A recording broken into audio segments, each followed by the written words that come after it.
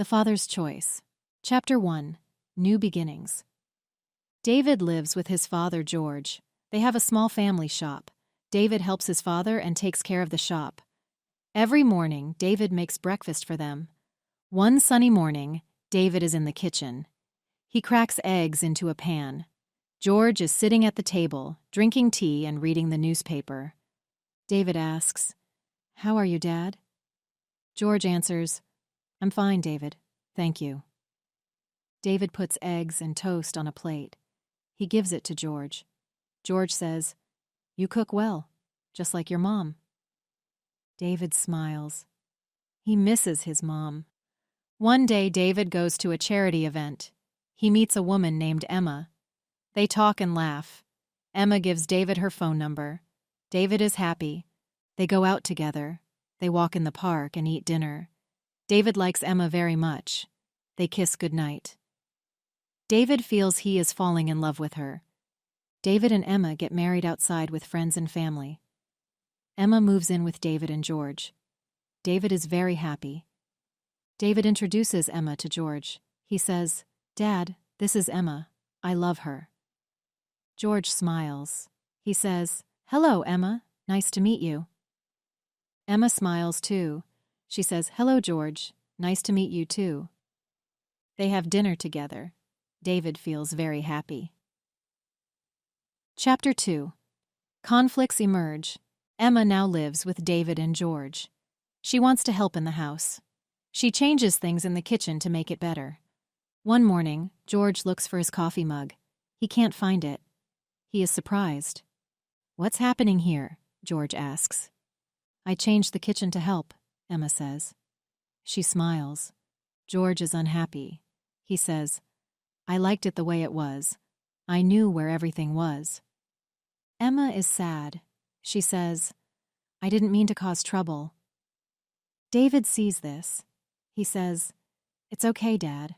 Emma is trying to help. We can learn a new way." But George doesn't like the changes. He wants his old kitchen back. Emma and George have more problems. They argue about washing clothes and cooking food. Emma likes new ways. George likes his old ways. David is sad. He wants everyone to be happy. Chapter 3. The Confrontation. David comes home from work. It is late. He is tired. He sees Emma in the living room. She is sitting alone. The room is dark. Only her phone light is on. Emma looks very sad. David sits next to her. He is worried. "What's wrong, Emma?" David asks softly. Emma does not look at him. She is quiet. Then she starts to speak. "I am unhappy," Emma says slowly. "Your father does not like the changes I make.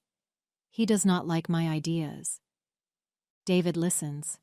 He is sad to hear this. Emma looks at David. Her eyes have tears. She says more. "I try to help, but George, your father, does not want my help. He tells me no. He likes old ways better." David holds Emma's hand. He wants to help her. "George is my father. I love him. But I love you too, Emma," David says. "What can we do?" Emma is upset. She thinks for a moment. Then she looks directly at David. "You must choose, David. It is too hard for me. Choose me or your father," Emma says. David feels a big shock. He loves Emma. He loves his father too. How can he choose? David does not know what to say. He is very confused. He wants to make everyone happy, but it is hard. Emma waits for David to speak. David is silent. He thinks. This is a big problem. Emma and David do not talk anymore. It is quiet. They are both very sad. David thinks, "What will I do now?" He loves them both. He needs a good idea. Chapter 4. The Struggle Within. David could not sleep that night. He lies in bed, but his mind is very busy. He thinks about Emma and his father, George. He loves them both. He feels very sad because he does not want to choose one. David gets up from his bed. He goes to the kitchen. It is dark and quiet. He pours water into a glass and drinks it. He sits at the kitchen table and talks to himself. "Why is this so hard?" David asks aloud. "I love Emma. I love my dad. I want everyone to be happy." David thinks about his father, George. George is old. He has always taken care of David. Now David takes care of him. Then David thinks about Emma. She is kind, and she loves David. Emma makes David happy. David is very confused. He does not want to hurt anyone. He wants to find a good way to make both happy, but he does not know how. David sits in the kitchen for a long time. He feels alone. He wants to make everything okay, but it is very difficult. He decides to talk to his father in the morning. David hopes his father will understand. He wants to explain everything to George. He hopes they can find a solution together. David goes back to bed. He tries to sleep. He knows tomorrow will be important. He needs to be strong and talk to his father. He hopes for a good plan. Chapter 5. The Harsh Plan. The next morning, David wakes up early. He did not sleep well. He is still very worried. He knows today is important. He needs to talk to his father, George. David makes breakfast. He makes eggs and toast. George comes into the kitchen. He sits down. He looks at David. "Good morning, Dad," David says quietly. "Good morning, David. You look tired." "Is everything okay?" George asks. He is worried about David. David takes a deep breath. He knows he must speak honestly. "Dad, we need to talk," David says. "It's about Emma and the problems at home." George listens. He loves David and wants to help. "Emma is unhappy," David continues. "She feels you don't like her changes and ideas. She feels sad." George looks sad too. He does not want Emma to be unhappy. "I'm old, David. I like my old ways, but I don't want to make Emma sad," George says. David feels a little better because George is listening. "Emma gave me a very hard choice, Dad," David says slowly. "She asked me to choose between you and her." George is surprised. He does not speak for a minute. He looks very serious. "That is a hard choice," George says. "I don't want you to choose, David. I want you to be happy." David feels some hope. Maybe they can find a solution. "I have an idea, Dad," David says. "Maybe you can stay with your cousin for a little while. We can think about what to do next." George thinks about this idea. He likes his cousin, but he is a little sad to leave home. "If it helps, I will go," George says. "I want you and Emma to be happy." David feels sad but also relieved. He does not want to send his father away, but he needs some time to think. "Thank you, Dad," David says. "I will drive you there. We can spend some time together." George nods. He understands. They finish breakfast. David and George get ready to go. David feels this plan is hard, but he hopes it will help. He wants to find a good way to make everyone happy. Chapter 6. Realization and Regret. David and his father, George, drive to the cousin's house. It is a long drive. George talks about old times. He smiles and laughs as he remembers. David listens and smiles too, but he also feels sad inside. "Son, it's nice to talk like this," George says. He is happy to spend time with David. David nods. He enjoys the stories, but he knows he has not told his father the whole truth. He feels bad. After a while, David speaks. "Dad, I need to tell you something important." George looks at David. He can see David is serious. "What is it, David?" George asks. David takes a deep breath. "Dad, the place we are going, it's a home for old people. I was thinking about leaving you there," David says quietly. George is quiet. He looks out of the window. He is very sad.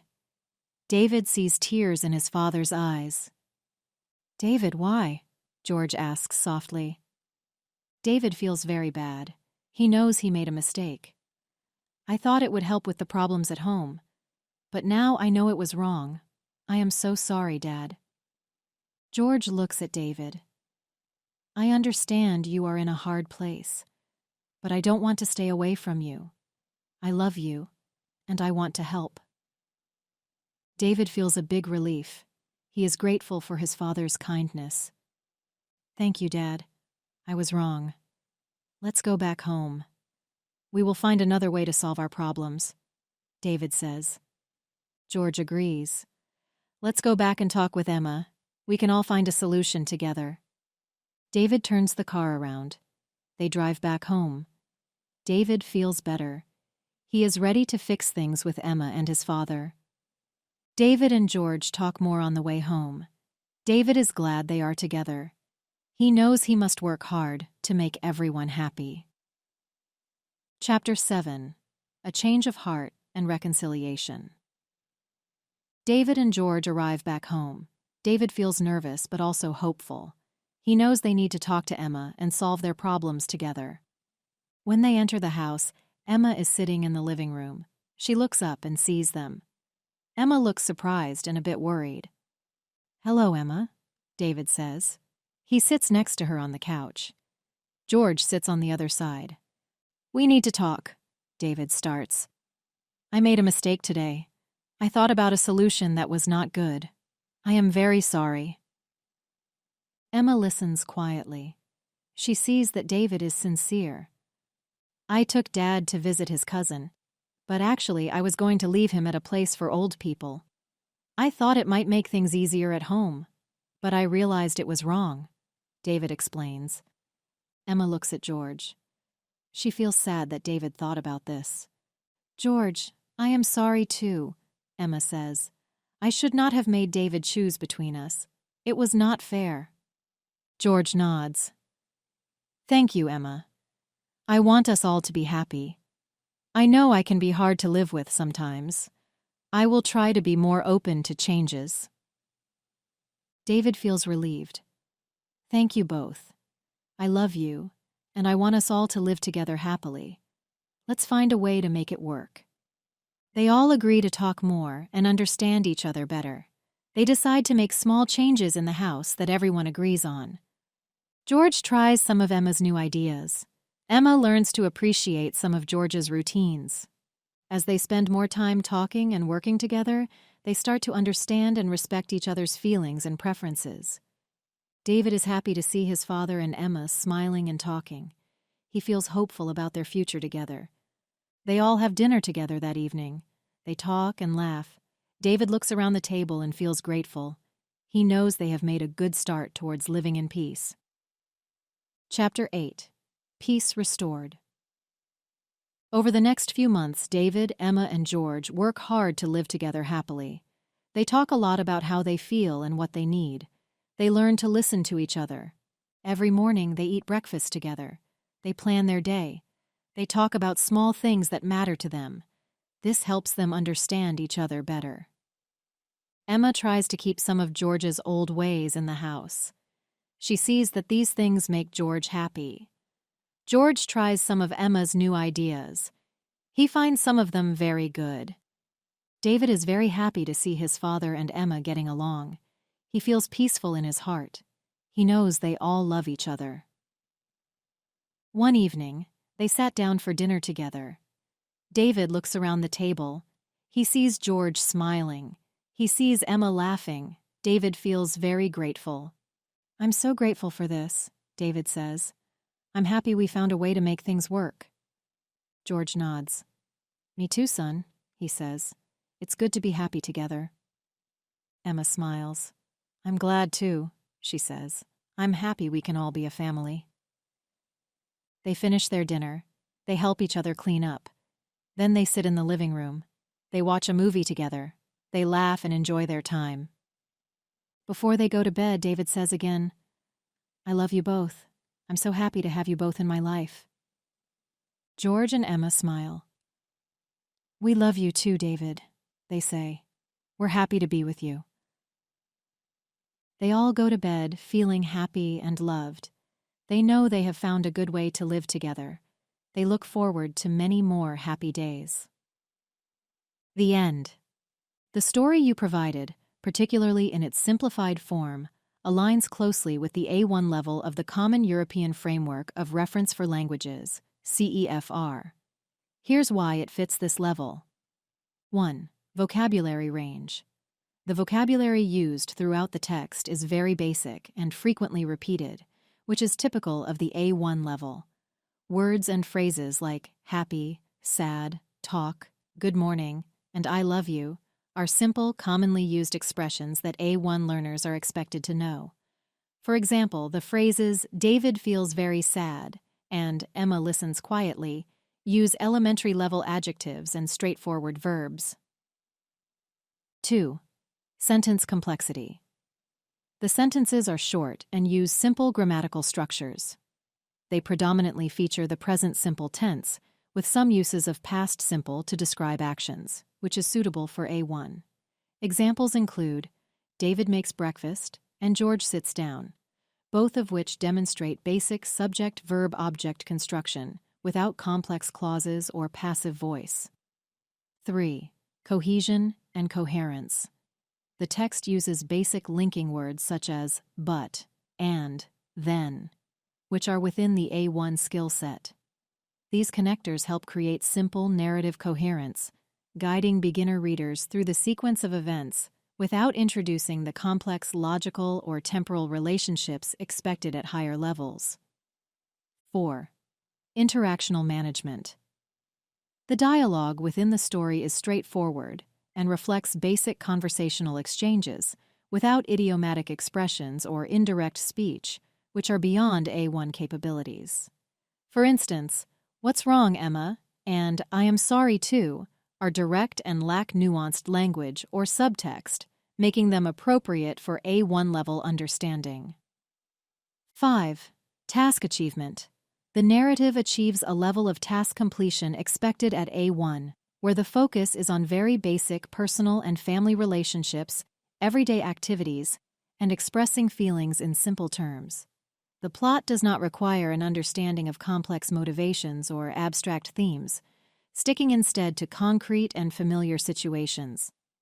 Overall, the story is representative of A1 level proficiency, where the learner can understand and use familiar everyday expressions and very basic phrases, aimed at the satisfaction of needs of a concrete type. The narrative structure, language use, and interaction within the text are all crafted to meet these beginner-level criteria effectively. Here are 10 words and phrases from the simplified story, explained with their meanings, examples from the text, and real-life applications. 1.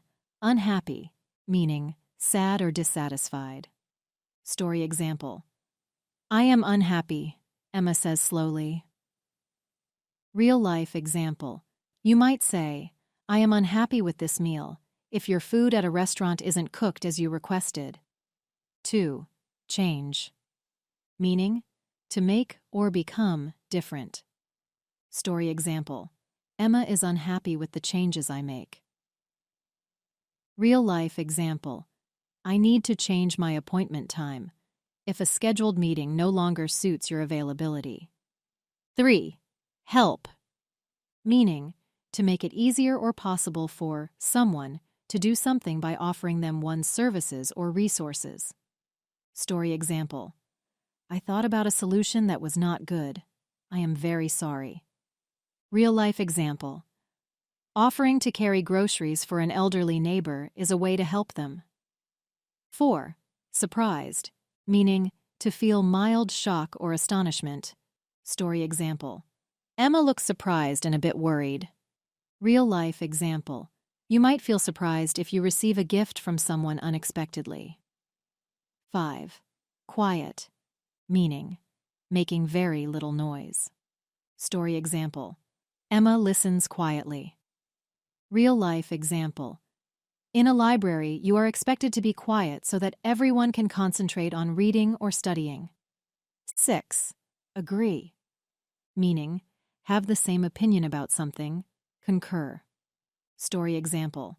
They all agree to talk more and understand each other better. Real-life example. You and a friend might agree on which movie to watch together. 7. Serious. Meaning, requiring thought, concentration, or application. Story example: George is surprised. He does not speak for a minute. He looks very serious. Real-life example: during a meeting at work, you might need to discuss serious topics like budget cuts or project delays. 8. Mistake. Meaning, an action or judgment that is misguided or wrong. Story example: I made a mistake today. Real-life example: accidentally sending an email to the wrong person is a common mistake. 9. Happy. Meaning, feeling or showing pleasure or contentment. Story example: David is very happy to see his father and Emma getting along. Real-life example: you might feel happy when you pass an important exam or achieve a personal goal. 10. Talk. Meaning, to speak in order to give information or express ideas or feelings, converse or communicate by spoken words. Story example: we need to talk. David starts. Real-life example: calling a friend to talk about your day is a way to stay connected and share experiences. The story offers several valuable lessons that readers can learn from, particularly around themes of relationships, communication, and conflict resolution. Here are 3 key takeaways. 1. Importance of communication in relationships. The story highlights how essential open and honest communication is in maintaining healthy relationships, whether they are familial or romantic. David's struggles stem from the lack of clear communication between Emma and George and his own hesitations to address the tension directly. The resolution begins when David decides to have an honest conversation with both Emma and George, indicating that discussing feelings and concerns openly can lead to understanding and solutions. Real-life application. In personal relationships or professional environments, encouraging open dialogue about each person's thoughts and feelings can prevent misunderstandings and build stronger, more understanding connections between individuals. 2. Navigating change and adaptation. The story underscores the challenges of adapting to change within a family dynamic, particularly with the introduction of a new family member. Emma's arrival disrupts George's established routines, leading to conflict. The resolution involves each character adjusting their behavior and expectations to accommodate each other, demonstrating the necessity of flexibility and compromise in adapting to new situations. Real-life application. When faced with new circumstances or changes at home, work, or in social settings, being flexible and open to adjusting your habits or expectations can lead to more harmonious outcomes and reduce stress caused by resistance to change. 3. Resolving conflicts with empathy and compromise. The narrative demonstrates that conflicts, even in close relationships, can escalate if not handled with empathy and a willingness to find a middle ground. The turning point in the story comes when all parties involved, David, Emma, and George, begin to empathize with each other's feelings and work towards compromises that respect each person's needs and preferences. Real-life application. In any conflict, taking the time to understand the other person's perspective and finding compromises where everyone's needs are at least partially met can lead to effective and peaceful resolutions. This approach fosters a supportive environment where all individuals feel valued and heard.